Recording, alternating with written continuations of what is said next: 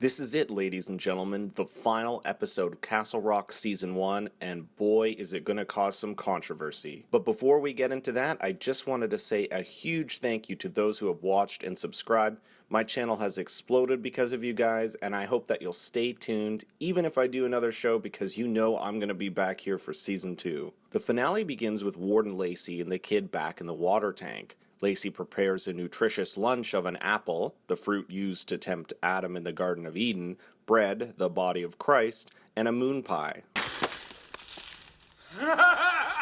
He uses the walking stick to move the tray as to not get touched before taking off his gloves and smoking a Marlboro, the same brand Warden Porter examined in Episode 1.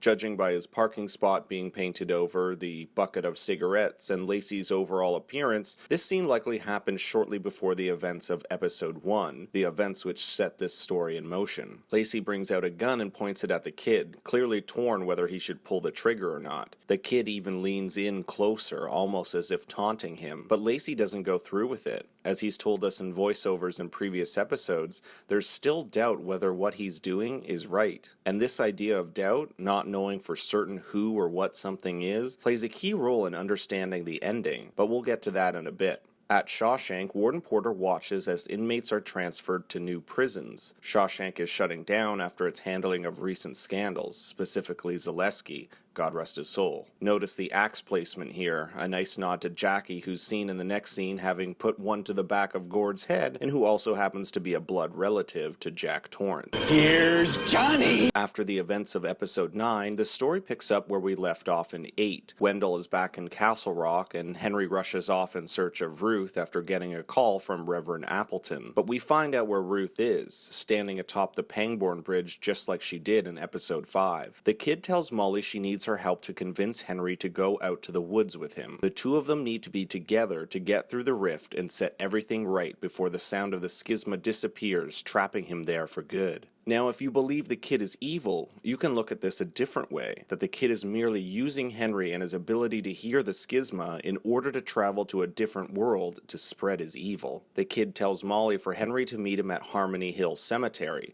which, those of you who have read Salem's Lot, is where Mike Ryerson digs up undead Danny Glick. Finally, Molly asks what she was like on the other side, to which the kid responds, happier. Happier, if you believe him, but also dead. Molly leaves a voicemail for Henry telling him she needs to talk to him when his car is bombarded by birds, like the one that slammed into the bus, and he crashes into a pile of bricks and wood. Talk about a rough day. After the title credits, Molly finds Ruth on the bridge and tries to coax her down. Ruth tells Molly she's seen this moment many times, but when Molly tells her about how she left with Alan in the alternate timeline, she says, "First time you've said that," suggesting that something is different about what's happening now. Warden Porter comes home and finds one of the kids' soap carvings in her image. Back in 1991, young Henry and Matthew venture into the woods. Henry is caught in a lie by his father about hearing the schisma. Matthew tells his son that Ruth has been cheating, and that once she's gone, the two of them can live pure in the cathedral of God's voice. When Henry asks what he's going to do, he recites a line from Romans 6:23, "For the wages of sin, death," implying that Matthew is going to kill Ruth for her adultery, saying, "She's left me no choice." Henry runs from his father as we transition back to present day. Dead birds litter the snow, and Henry is awoken by a passerby who blames it on global warming. The global warming, and a lot of it's a hoax. Wendell walks through the forest and comes across the crime scene of the RV. Willie is there, likely indicating that he wasn't the one who killed Odin, or he probably would have rushed off, unless he's trying to set up Henry. He sees Wendell but doesn't say anything, just gives him a creepy stare. Henry arrives back to Ruth to find she's okay. She can't seem to find her queen chess piece. The last time we saw it was on the table near the front door at the end of Episode 7. Molly tells Henry about her time with the kid, but does a terrible job at convincing him to meet him at the cemetery. First, by saying all the bad things that happen around him, coupled with the fact that both Matthew and her died there. Well, for Molly in the alternate timeline. Henry is being rational here, saying that the best course of action would be to turn in the kid. Henry goes to the police station where he finds his son, who tells him he also heard the schisma, which is why he came back. Henry's detained when an eyewitness, Willie, tells them that Henry had an argument with Odin a few days ago. Odin, who is now dead. Warden Porter goes to Molly with the soap carving, asking where the kid is and telling her Lacey was right. The kid is the devil. Molly recognizes it as similar to the one the kid carved and left on her diorama. Porter then shifts, mumbling something to herself, almost as if something is taking over her, kind of like how something took over Zaleski. She turns to the street and is struck and killed by one of the Shawshank buses. Back at the station, Henry is questioned by the police. His DNA was found in the RV, and it's not looking good for him getting out of jail anytime soon. Henry uses his one phone call to call Molly, who's being questioned about the death of Warden Porter next to a bus of restless inmates. He tells Molly that he's resigned to the fact he's going to be put away for a long time, and asks her to take Wendell to his mother in Boston and to keep driving, to start a new life. Molly then tells Henry where the kid is, at Harmony Hill Cemetery, where we see him waiting. Henry is brought to jail while the cops descend on the kid, arresting him in front of his own grave, the Deaver Boy.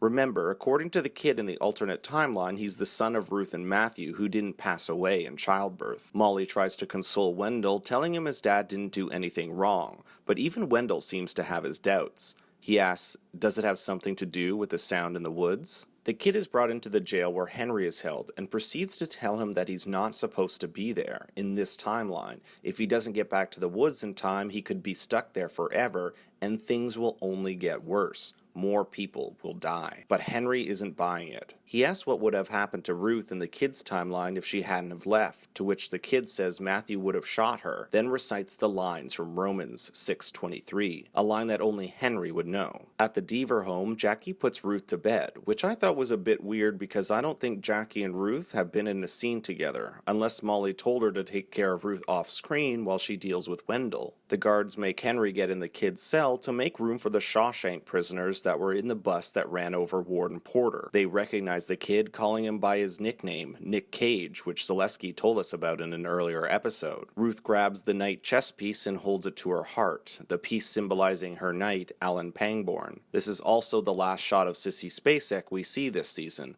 #Emmys are for sissies. One of the prisoners stabs another with a shank, resulting in the wounded prisoner to be let out. He grabs one of the guards' guns, shoots the rest, and frees the other prisoners, all while Henry looks at the kid in utter shock, as if he's orchestrating the whole thing. The keys conveniently slide under the cell, which the kid uses to take Henry upstairs, where all the other cops have been shot. Henry finds Willie clinging to life. With his final words, he says, "Don't go out there," as the kid pulls a gun on Henry, saying, "We have to go." And if you believe the kid's story he told to Molly in episode 9, can you blame him? He's been trapped in this world for 27 years, about to lose his only way home. Wouldn't you do the same? Or perhaps he's needing Henry for more nefarious purposes. Explosions and mayhem litter the streets of Castle Rock as the escaped prisoners roam free. Henry is taken to the forest where the sound of the schisma gets louder and he experiences more and more flashbacks. Young Henry, having run away from his father, almost falls over the edge of Castle Rock Bluff. He carefully walks backwards, avoiding making new snow tracks to trick his father into thinking he went over the edge, and his plan works. As Matthew looks over the precipice, Henry pushes his father over,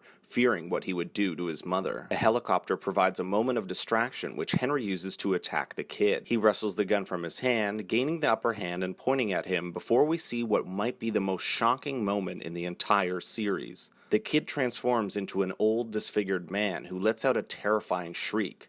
Is this the devil? Something else? Or is it all in Henry's mind? The answer?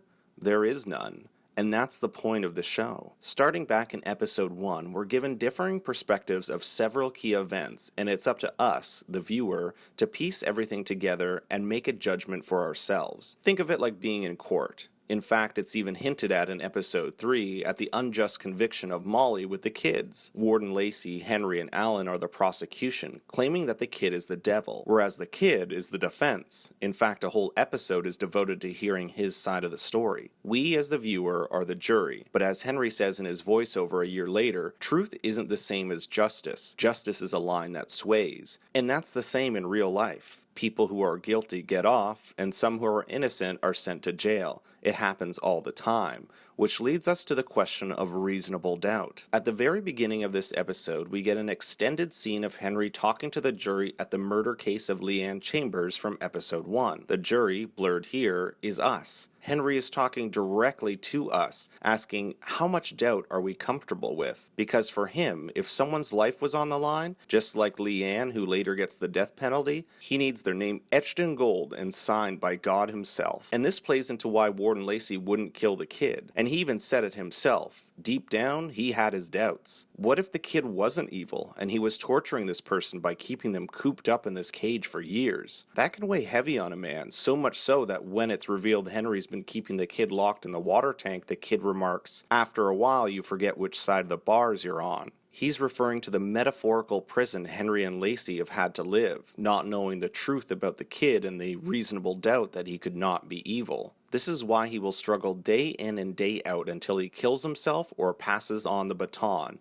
similar to what Lacey did. The kid even asks, "How much longer are we going to keep doing this?" To which Henry responds, "I don't know." Henry doesn't have a plan, because he doesn't know what to do and doesn't know what to believe. He's struggling in his own prison of self-doubt. So if you felt at the end of this episode that you were cheated, you have every right to be. There were countless loose ends and unanswered questions, not to mention a lack of a climax, but also understand that the ambiguous ending was the whole point of the show. It was an allegory for justice. What would you do if the kid was on trial and you had to make the decision to sentence him to death? Would you?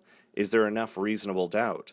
Or would you struggle like Lacey and Henry did? By having a clear-cut ending, the showrunners would have likely given us a better, more obvious ending at the expense of depriving us of an even more important discussion, that of justice. Did I like the ending? Well, at first I hated it, but I've slowly started to warm up to it, knowing the great amount of care all the way from episode 1 at the story these writers wanted to tell, a story with greater themes that make us question justice in our society today. But I want to hear your thoughts in the comments below, and I may even do a full video just on the kid, expanding on my ideas here, but we still have a bit more story to get to. After seeing Creepy Monster Kid, we forward in time an entire year. It looks like Henry's been found innocent of Gordon and his wife's murder, Odin's, and any of the cops in the prison escape. Henry has stayed in Castle Rock, helping a man out with some property law, referring to Wilma Jersic, a nod to a character from Needful Things. He comes home to find the house decked out in Christmas decorations, and that Wendell has come home for the holidays. This time he's actually happy to see him, and not wrapped up in a video game. They play a game of chess where you'll notice all of Ruth's pieces are back, hinting that she's passed away. Molly took Henry's advice and kept on driving, all the way down to the Florida Keys to live with her grandmother, as Henry's voiceover explains that some people leave Castle Rock